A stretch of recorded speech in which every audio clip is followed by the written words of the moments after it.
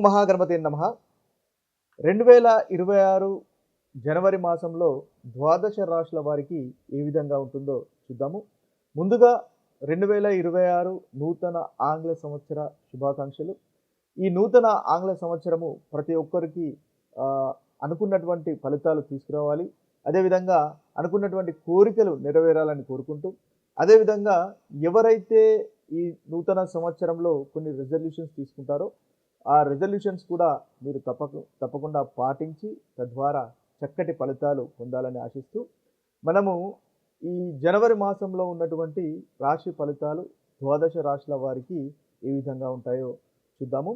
అయితే ఈ జనవరి మాసంలో ముఖ్యంగా గ్రహచారాన్ని, అంటే ఏ విధంగా గ్రహాలు సంచరిస్తున్నాయో కనుక చూసినట్టయితే ఒక చక్కటి యోగము అనేది మనకు కనిపిస్తుంది. 4 గ్రహాలు మనకు దాదాపుగా మొదటి భాగం, అంటే ఈ మాసంలో దాదాపుగా మొదటి 2 వారాలు దాదాపు 16, 17 తేదీ వరకు ఒకే రాశిలో సంచారం చేస్తున్నాయి. అదేవిధంగా దాని తర్వాత ఇంకొక రాశిలో సంచారం చేస్తున్నాయి. అంటే ముఖ్యంగా మనం చూసుకున్నట్టయితే మనకి బుధుడు, శుక్రుడు, అదేవిధంగా రవి, కుజుడు, ఈ 4 గ్రహాలు ముందుగా ధనస్సు రాశిలో సంచారం చేస్తున్నాయి. ఆ తర్వాత అంటే 2వ భాగంలో జనవరి మాసంలో మకర రాశిలోకి సంచారం చేస్తున్నాయి. ఇది మనకు ఉన్నటువంటి చక్కటి గ్రహస్థితి. ఇక మిగతా గ్రహాలు కనుక చూసుకున్నట్టయితే మనకు శని మనకు మీన రాశిలో సంచారం చేస్తున్నాడు. అదేవిధంగా గురువు మనకి మిథున రాశిలో సంచారం చేస్తున్నాడు, వక్రీకరించి ఉన్నాడు. కేతువు మనకు సింహరాశిలోను, అదేవిధంగా మనకు రాహు వచ్చేసి కుంభరాశిలో సంచారం చేస్తున్నాడు. ఇవి స్థూలంగా మనకు ఈ మాసంలో ఉన్నటువంటి గ్రహస్థితి. వీటిని ఆధారంగా చేసుకొని మనము ఈ రాశుల వారికి 12 రాశుల వారికి ఎలాంటి ఫలితాలు కలుగుతున్నాయో చూద్దాం. ధనుసు రాశి వారికి ఈ మాసంలో, అంటే జనవరి మాసంలో ఉన్నటువంటి ఫలితాలు ఒకసారి మనం గమనించినట్టయితే ఈ రాశి వారికి శుక్రుడు చాలా చక్కగా అనుకూలంగా ఉన్నారు. అంటే శుక్రుడు వీరికి లాభాధిపతి, అదేవిధంగా 6వ అధిపతి, చాలా చక్కటి అనుకూలంగా ఉన్నాడు. ఇక వీరికి గురువు కూడా చాలా చక్కగా అనుకూలంగా ఉన్నాడు. గురుగ్రహం వల్ల కూడా ఈ ధనుసు రాశి వారికి అనుకూలత అనేది కలుగుతుంది. రాహు కూడా ఈ రాశి వారికి అనుకూలంగా ఉన్నారు. ఈ 3 గ్రహాలు ముఖ్యంగా ఈ మాసంలో చక్కటి అనుకూలత అనేది ధనుసు రాశి వారికి ఇస్తున్నాయి. అయితే అనుకూలమైనటువంటి ఫలితాలు కనుక చూసుకున్నట్టయితే వీరికి ఆరోగ్యం అనేది మెరుగుపడుతుంది. ఆరోగ్యం అనుకూలంగా, అంటే ఒకవేళ ఆరోగ్యం ఇబ్బంది పెడుతున్నట్టయితే ఆరోగ్యం అనేది మెరుగుపడుతుంది. ముఖ్యంగా శుక్రుడు ఈ మాసం మొత్తము అనుకూలంగానే ఉన్నాడు. కాబట్టి సుఖమైనటువంటి జీవితము, మంచి వస్త్రధారణ, కంఫర్టబుల్ లైఫ్, అంటే మీరు ఎక్కడికి వెళ్ళినా ఏం పని చేసినా కూడా కాస్త కంఫర్టబుల్గానే ఉంటుంది. ఆ కంఫర్టబిలిటీ అనేది మీకు, అనుకూలత అనేది మీకు అధికంగా ఉంటుంది. ఆ లగ్జరీ, శుక్రుడు ముఖ్యంగా మనకి ఆ లగ్జరీకి కారకత్వం వహిస్తాడు. కాబట్టి ఏం చేసినా ఎక్కడ ఉన్నా కాస్త మీకు ఆ లగ్జరీ అనేది ఉంటుంది. ఫ్యామిలీ కూడా చాలా చక్కగా ఉంటుంది. ధనలాభం కనిపిస్తుంది. కోర్టు వ్యవహారాలు కనుక ఉన్నట్టయితే అవి కూడా మీకు అనుకూలంగా ఉంటాయి. కొత్త వ్యక్తులను మిత్రులుగా చేసుకోగలుగుతారు. ప్రయాణాలు కూడా లాభిస్తాయి. ఇవి శుక్రుని వల్ల చాలా అనుకూలంగా ఉంది. వివాహ ప్రయత్నాలు చేస్తున్న వారికి వివాహ ప్రయత్నాలు కూడా అనుకూలంగా ఉంటాయి. సప్తమంలో ఉన్నటువంటి గురుడు మీ రాశిపైన దృష్టి ఉంటుంది. కాబట్టి మీరు ఏదైనా అనుకున్నటువంటి పనులు చేయగలుగుతారు. అంటే మీకు ఆ ధైర్యము అనేది వస్తుంది. ముందుకు కదలగలుగుతారు. ఒకవేళ మీరు ఏదైనా పనులలో మిడిల్లో ఉన్నా కూడా ఆ పనులు పూర్తి చేయడానికి గురుగ్రహం యొక్క దృష్టి అనేది మీకు ఉపయోగపడుతుంది. అంటే మీరు ముందుకు వెళ్ళేటటువంటి అవకాశాలు మనకు కనిపిస్తున్నాయి. మీరు పనిచేసే చోట కూడా గుర్తింపు అనేది పొందగలుగుతారు. ఆరోగ్యం అనేది మెరుగుపడుతుంది. సంతోషకరమైనటువంటి ఫలవంతమైనటువంటి ప్రయాణాలు అనేవి ఈ మాసంలో మీకు కలుగుతాయి. ఇక జాగ్రత్తలు తీసుకోవాల్సినటువంటి అవి కనుక చూసుకున్నట్టయితే వీరికి ముఖ్యంగా స్టమక్ రిలేటెడ్ ఇష్యూస్ ఉండేటటువంటి అవకాశాలు మనకు కనిపిస్తున్నాయి. కాబట్టి ఆ విషయంలో కాస్త జాగ్రత్తగా ఉండండి. అధిక ఖర్చు ఉంటుంది. ఖర్చును అదుపులో పెట్టుకోండి. అనవసరమైనటువంటి కోపానికి దూరంగా ఉండండి. అగ్రెసివ్గా ఉండేటటువంటి అవకాశాలు కనిపిస్తున్నాయి. అయితే మీ యొక్క పార్ట్నర్స్ అనవసరమైనటువంటి అగ్రెసివ్కి లోను కావడము, లేదా అనవసరంగా కోపతాపాలకు మీ పార్ట్నర్స్, మీ యొక్క భార్య కానీ భర్త కానీ కావడం లాంటివి కలిగే అవకాశాలు మనకు కనిపిస్తున్నాయి. కాబట్టి మీరు ఓపికగా ఉండే ప్రయత్నం చేయండి. తద్వారా మంచి ఫలితాలు మీరు పొందగలుగుతారు. సరి అయిన సమయానికి భోజనం చేయకపోవడం కూడా మీకు ఉండేటటువంటి అవకాశాలు కనిపిస్తున్నాయి. కాబట్టి తీసుకునేటటువంటి ఆహార విషయంలో జాగ్రత్తగా ఉండండి. భోజనం సరైన సమయానికి చేయడం అనేది మంచిది. ఫైనాన్స్ విషయంలో కూడా కాస్త ఇబ్బంది ఉండే అవకాశాలు కనిపిస్తున్నాయి. రెండవ భాగంలో ముఖ్యంగా ధన నష్టము, ఫైనాన్స్‌కి సంబంధించినటువంటి ఇబ్బందులు, అనవసరమైనటువంటి ఖర్చులు, పౌరుషంగా మాట్లాడడము, అగ్రెసివ్‌గా మారడం లాంటివి కాస్త ఇబ్బందికరమైనటువంటి ఫలితాలు కనిపిస్తున్నాయి. ఇన్వెస్ట్‌మెంట్ చేసేవారికి కూడా కాస్త అనుకూలంగా మనం లేదు అనే మనం చెప్పవచ్చు. అయితే ఈ విషయాల్లో కనుక మీరు జాగ్రత్త పడినట్టయితే, అదేవిధంగా మనకి కుజునికి సంబంధించినటువంటి, రవికి సంబంధించినటువంటి పరిహారాలు చేసుకున్నట్టయితే ధనుసు రాశి వారికి ఈ మాసంలో చాలా చక్కగా అనుకూలంగా ఉంటుంది.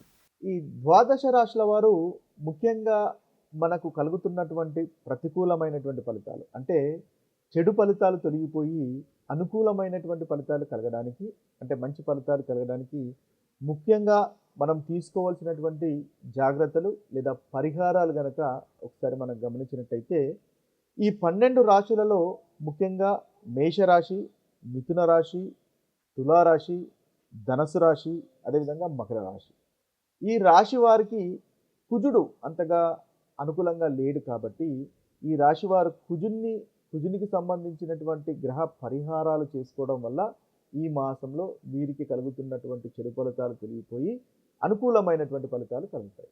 అయితే ఎలాంటి పరిహారాలు మనము కుజునికి సంబంధించినటువంటి పరిహారాలు చేసుకోవాలో ఒకసారి గమనించినట్టయితే, ముఖ్యంగా కుజునికి సంబంధించినటువంటి గ్రహ దేవత, అదేవిధంగా హనుమంతుణ్ణి ఆరాధించినట్టయితే లేదా సుబ్రహ్మణ్య స్వామిని ఆరాధించినట్టయితే మనకు కుజుని వల్ల కలుగుతున్నటువంటి ప్రతికూలత ఫలితాలు తొలగిపోయి అనుకూలమైనటువంటి ఫలితాలు కలుగుతాయి.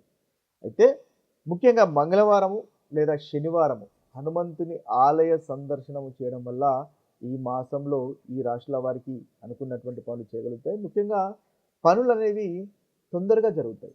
ఎక్కడైతే మీ పనులు ఆటంకాలుగా ఆగిపోయి ఉన్నాయో, మీరు ఈ హనుమంతుణ్ణి ఆరాధించడం వల్ల ఈ మాసంలో ఆ పనుల్లో స్పీడ్ అనేది పెరుగుతుంటుంది, చక్కటి ఫలితాలు కలుగుతాయి. అదేవిధంగా కుజునికి సంబంధించినటువంటి బీజ మంత్రాన్ని కూడా మీరు ఇంట్లో పఠించవచ్చు. ముఖ్యంగా ఓం క్రీం కుజాయ నమః అనేటటువంటి బీజ మంత్రాన్ని 108 సార్లు పఠించండి. లేదా ఓం అంగారకాయ నమః అనేటటువంటి బీజ మంత్రాన్ని కూడా 108 సార్లు పఠించినట్టయితే ప్రతిరోజు మీకు ఈ మాసంలో ఉన్నటువంటి చెడు ఫలితాలు తెలిగిపోతాయి. ముఖ్యంగా మనం చూసుకున్నట్టయితే పరిహారాలు అనేక రకాలుగా ఉంటాయి. అంటే మనకు మంచి జరగాలి కాబట్టి మనము వివిధ రకాలైనటువంటి పరిహారాలు చేసుకుంటూ ఉంటాము. అయితే మంచి జరగాలి అంటే అనేక రకాల విధాలుగా మనము ఈ పరిహారాలను ఆచరించవచ్చు. ముఖ్యంగా మనము భక్తి ద్వారా చేయవచ్చు, అదేవిధంగా కర్మ ద్వారా పరిహారం చేయవచ్చు, అదేవిధంగా బిహేవియర్ మీ ఆచరణ ద్వారా కూడా పరిహారాలు చేయవచ్చు. అంటే ఈ కుజుని వల్ల కలుగుతున్నటువంటి ప్రతికూలత తొలగిపోవడానికి ముఖ్యంగా కోపంగా ఉండకుండా ఉండడము, అహంకారాన్ని ప్రదర్శించకుండా ఉండడము, అగ్రెసివ్గా ఉండకుండా ఉండడం అనేది కూడా చక్కటి పరిహారంగా కలుగుతుంది. ఇలా మీ బిహేవియర్లో కనుక మార్పు వచ్చినట్టయితే ఆటోమేటిక్గా మీకు ఉన్నటువంటి గ్రహాల యొక్క స్ట్రెంగ్త్ అనేది పెరుగుతుంటుంది. ఎందువల్లంటే మనకు ప్రకృతి అనేది ఆ విధంగా మనకు ప్రవర్తిస్తుంది కాబట్టి మీ యొక్క బిహేవియర్లో కనుక మార్పు వచ్చినట్టయితే చక్కటి ఫలితంగా కలుగుతుంటుంది. ఈ కుజునికి సంబంధించినటువంటి విషయంలో అహంకారం తగ్గించుకోవడం వల్ల మంచి ఫలితాలు అనేవి కలుగుతాయి. మీకు ఒకవేళ ప్రాపర్టీకి సంబంధించినటువంటి విషయాల్లో కానీ, లేదా వాహనానికి సంబంధించినటువంటి విషయాల్లో కానీ, ల్యాండ్ ప్రాపర్టీస్ విషయాల్లో కానీ ఒకవేళ ఇబ్బందులు కనుక పడుతున్నట్టయితే ఈ అహంకారాన్ని తగ్గించుకోవడము, ఇంట్లో కోపాన్ని తగ్గించుకోవడం వల్ల కూడా అది పాజిటివ్గా మారుతుంది. తద్వారా ఆ ఫలితాలు కూడా మీకు తొందరగా వస్తాయి అనేది గుర్తుపెట్టుకోండి. ఇక చూసుకున్నట్టయితే కుజుడు అనుకూలంగా లేడు కాబట్టి తీసుకునేటటువంటి ఆహార విషయంలో, రక్తానికి సంబంధించినటువంటి ఆహారం విషయంలో బీట్రూట్స్ కానీ, లేదా క్యారెట్స్ కానీ, బాదాలు కానీ ఇలాంటివి తీసుకోవడం వల్ల కూడా మీకు చాలా చక్కటి ఫలితాలు ఉంటాయి.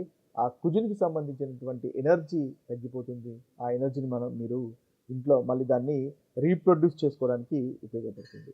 ఇది ముఖ్యంగా కుజునికి సంబంధించినటువంటి పరిహారంగా మనం చూడవచ్చు. ఇక మిగతా రాశుల యొక్క పరిహారాలు కనుక చూసినట్టయితే వృషభ రాశి, కర్కాటక రాశి, సింహరాశి, కన్యరాశి ఈ 4 రాశుల వారు రవిని ఆరాధించినట్టయితే వీరికి చాలా చక్కటి ఫలితాలు కలుగుతాయి. ముఖ్యంగా రవి అంటే సూర్య సూర్య నమస్కారాలు చేయడం వల్ల మంచి ఫలితాలు ఈ రాశి వారికి కలుగుతాయి. ఉదయం ఎండలో సూర్య నమస్కారం చేయడం వల్ల మీకు మంచి ఫలితాలు అనేవి మనకు కలుగుతాయి. ముఖ్యంగా ఆదివారం రోజు ఫాస్టింగ్ చేయడం వల్ల కూడా ఈ రాశుల వారికి అనుకున్నటువంటి ఫలితాలు కలుగుతాయి. ముఖ్యంగా మన కుజుని యొక్క రవి యొక్క బీజ మంత్రాన్ని గనక మనం పఠించగలిగినట్టయితే ప్రతిరోజు చాలా చక్కటి అనుకూలత అనేది మీకు పెరుగుతుంటుంది. ఓం హ్రాం హ్రీం హ్రౌం సూర్యాయ నమః అనేటటువంటి రవి బీజ మంత్రాన్ని పఠించండి. తద్వారా ఏదైతే రవి వల్ల మీకు ప్రతికూలత ఉందో ఆ ప్రతికూలత అనేది తొలగిపోతుంది. అయితే ముఖ్యంగా చూసుకున్నట్టయితే బిహేవియరల్ మనము రెమెడీస్ కనుక చూసుకున్నట్టయితే ఆచరణలో చేయవలసినటువంటి రెమెడీస్ కనుక చూసుకున్నట్టయితే తల్లిదండ్రులను ఆరాధించడం వల్ల మంచి ఫలితాలు మీకు కలుగుతాయి. ముఖ్యంగా తండ్రి గారిని సేవించడం వల్ల, గౌరవించడం వల్ల, పెద్దలను ఎల్డర్స్ని, మంచి స్టేటస్లో ఉన్నవారిని, మంచి వారిని గౌరవించడం వల్ల రవి మీ జాతకంలో బలంగా మారుతాడు. తద్వారా మీకు సమాజంలో కీర్తి ప్రతిష్టలు కలుగుతాయి. అదేవిధంగా ఆరోగ్యం బాగుంటుంది. ఎందువల్లంటే రవి మనకు ఆరోగ్యానికి కారకుడు. ముఖ్యంగా ఆరోగ్యం కూడా చాలా చక్కగా ఉంటుంది. అందువల్ల ఈ యొక్క ఫలితాలు మీరు చేసుకోవడం వల్ల మంచి ఫలితాలు కలుగుతాయి. ఇక చూసుకున్నట్టయితే మనము మనం ఏదైతే మిగతా రాశులు ఉన్నాయో వృశ్చిక రాశి, కుంభరాశి, మీనరాశి, వీరికి ముఖ్యంగా బుధుణ్ణి ఆరాధించడం వల్ల చాలా చక్కటి ఫలితాలు కలుగుతాయి. అంటే ప్రతి బుధవారము విష్ణు సహస్రనామాన్ని పఠించడం వల్ల, వినడం వల్ల మీకు ఈ రాశుల వారికి ఈ మాసంలో చెప్పుకోదగినటువంటి పరిహారంగా మనం చూడవచ్చు. ఇవి స్థూలంగా ఈ రాశుల వారికి ఈ మాసంలో తీసుకోవాల్సినటువంటి పరిహారాలు. మరొక వీడియోలో మరొక రాశి ఫలితాలతో కలుద్దాము. అంతవరకు సెలవు. సర్వే జన సుఖినో భవంతు. సర్వే సుజన సుఖినో భవంతు. నమస్తే.